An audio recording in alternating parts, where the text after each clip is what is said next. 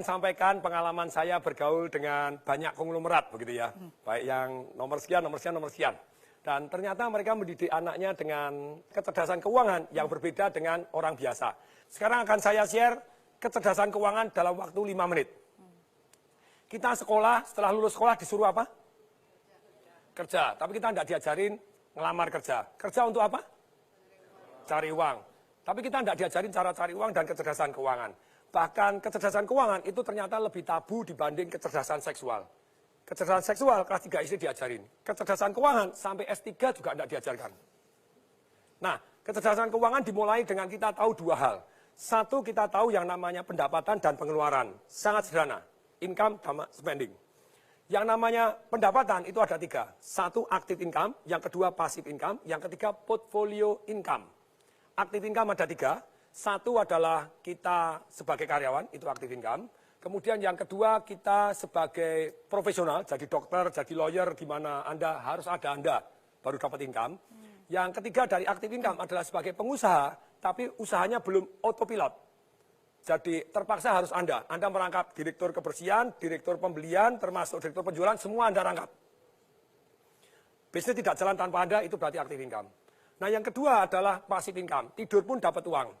Ruko yang disewakan, properti yang disewakan, tanah dibagi hasil, sarang walet, yes, terus kemudian punya franchise yang luar biasa yang jalan tanpa kita, punya multi level yang jalan tanpa kita, agen asuransi yang agen-agennya sudah jalan tanpa kita, dan tentu saja passive income ini sangat penting. Tapi sayang sekali banyak orang tidak punya goal, punya passive income.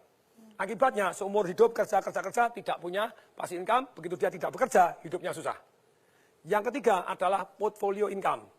Apa itu? Secara sederhana, portfolio income adalah capital gain. Sayangnya, hanya orang punya biasanya cuma rumahnya dia saja. Kalau rumahnya dia saja, yang terjadi, ya rumahnya meningkat. Dulu saya beli rumah misalnya 2,4 M, sekarang 25 M.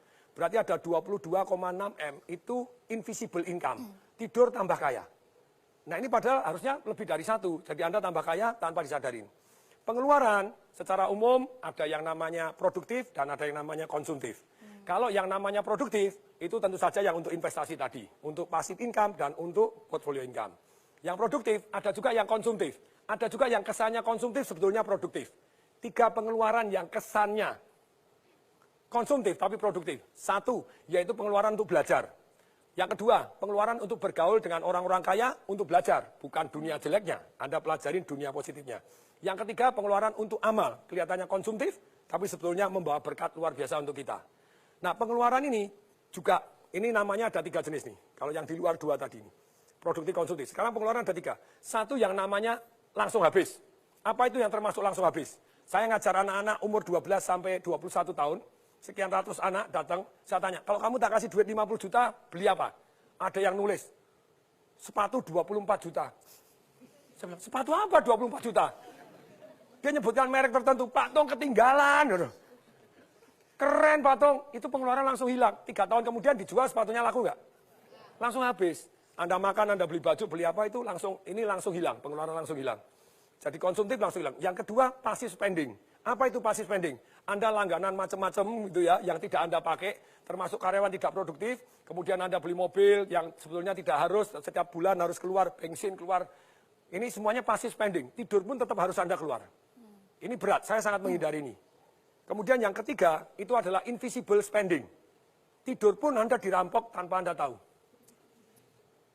Contohnya, harga mobil. Saya dulu beli mobil 2009 Mercy S-Class 1850, 1.850.000. Begitu tahun lalu saya jual 350. Hilang 1,5 M. Untungnya saya belinya pakai passive income, jadi aman. Jadi gini, pelajarannya adalah begini. Selama Anda belum punya income, saya bilang seperti anak-anak kecil tadi. Negara ini bangkrut, rakyat-rakyatnya miskin. Kenapa? Karena belum punya income, sudah pinter boros-boros.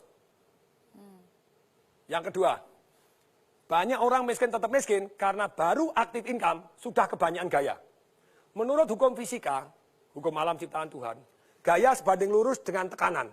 Kalau hidup Anda kebanyakan tekanan, berarti kebanyakan gaya.